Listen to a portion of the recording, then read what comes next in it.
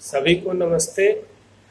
आज का जो विषय है वो विषय बहुत ही महत्वपूर्ण है और ये विषय इसलिए इस विषय का चयन किया गया है ताकि आपको इस विषय के बारे में जानकारी हो और जो भी आप प्रतियोगी परीक्षाएं देते हैं उन प्रतियोगी परीक्षाओं के लिए यह विषय उपयोगी साबित हो सकता है। आज का विषय है भारतीय संविधान में शिक्षा, एजुकेशन इन इंडियन कॉन्स्टिट्यूशन। हर प्रतियोगी परीक्षा में इस विषय से संबंधित मिनिमम 2 मैक्सिमम 5 क्वेश्चंस आते ही आते हैं। तो आज हम लोग इस विषय पे बात करेंगे और उम्मीद है कि ये विषय आपको बहुत उपयोगी लगेगा और आपको रोचक भी लगेगा। जैसा कि आप सभी को पता है कि हमारा देश 15 अगस्त 1947 को आज़ाद हुआ। आज़ादी के बाद भारत की जो लोकतांत्रिक व्यवस्था है या उस समय जो परिस्थितियां थी उसके हिसाब से भारत की व्यवस्था को चलाने के लिए एक लिखित दस्तावेज की आवश्यकता थी और उस लिखित दस्तावेज को बनाने की सबसे बड़ी चुनौती थी। और उसी दस्तावेज को बनाने के लिए उस समय एक कमेटी का गठन किया गया। उस कमेटी के अध्यक्ष उस समय थे श्री सच्चिदानंद सिन्हा, लेकिन थोड़े ही दिन बाद उनकी मृत्यु हो गई और उनकी मृत्यु के बाद उस सभा का अध्यक्ष श्री डॉक्टर राजेंद्र प्रसाद जी को बनाया गया और उनके नेतृत्व में जो संविधान है उसको बनाने का, उसको लिखने का कार्य शुरू हुआ। संविधान को बनाने में लगभग 2 वर्ष 11 महीने 18 दिन का समय लगा था। इस 2 वर्ष 11 महीने 18 दिन में जो उस समिति के सदस्य थे उन सदस्यों ने जी-तोड़ मेहनत किया, परिश्रम किया और उनके अथक परिश्रम के द्वारा ही संविधान हमारा 26 जनवरी 1949 को बनकर तैयार हुआ। तो 26 जनवरी 1949 को संविधान को अंगीकार किया गया। यहाँ पे ये बात ध्यान देने वाली बात है कि 26 जनवरी 1949 को संविधान को अंगीकार किया गया और 26 जनवरी 1950 को संविधान को देश में लागू किया गया। तो ये दोनों अलग अलग बातें हैं और इसको आपको ध्यान में रखना होगा।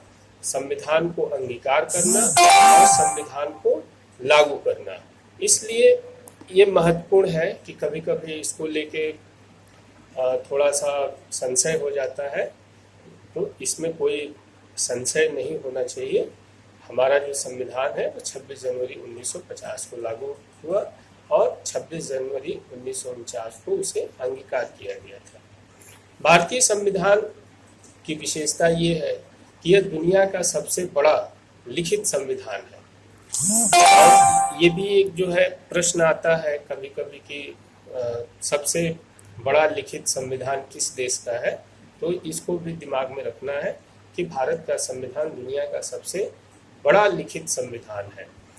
भारत का संविधान जब लागू हुआ तो उसमें उस संविधान की एक और जो विशेषता थी वो ये थी कि इसमें मौलिक जो हमारे कर्तव्य, मौलिक जो अधिकार हैं और जो मूल कर्तव्य हैं, उन मौलिक अधिकार और मूल कर्तव्यों को बड़े ही स्पष्ट तरीके से हमारे संविधान में वर्णित किया गया है। और इसमें संसदीय प्रणाली को अपनाते हुए राज्य के जो नीति निर्देशक सिद्धांत हैं उन्हीं के साथ साथ नागरिकों के मूल अधिकारों तथा मूल कर्तव्यों का वर्णन किया गया है। सन 2010 में जो संशोधन हुआ उस संशोधन के द्वारा भारतीय संविधान में 26 भाग, 480 अनुच्छेद तथा 12 अनुसूचियां सन्निहित हैं। तो इस बात को ध्यान रखना है कि हमारे संविधान में कुल जो है 26 भाग हैं, 480 अनुच्छेद हैं तथा 12 अनुसूचियां हैं। हमारा जो संविधान है, उस संविधान में जो मूल अधिकार दिया गया है, उस मूल अधिकार के बारे में थोड़ी सी हम बात करेंगे, क्योंकि हमें अपने मूल अधिकारों को जानना है। और इससे भी जो ज़रूरी है वो ये है कि कभी कभी ये भी प्रश्न आता है कि हमारे मूल अधिकार कौन कौन से हैं, या इनमें से कौन सा मूल अधिकार नहीं है, या इनमें से कौन कौन मूल अधिकार हैं, वो ऑप्शन दिए रहते हैं। तो आपको पता होना चाहिए कि हमारा मूल अधिकार क्या है। जो मूल अधिकार है वो भारतीय संविधान के भाग 3 में अनुच्छेद 12 से 13 तक मूल अधिकारों का वर्णन किया गया है। मतलब संविधान के भाग 3 और अनुच्छेद 12 से 13 के बीच मूल अधिकारों का वर्णन है।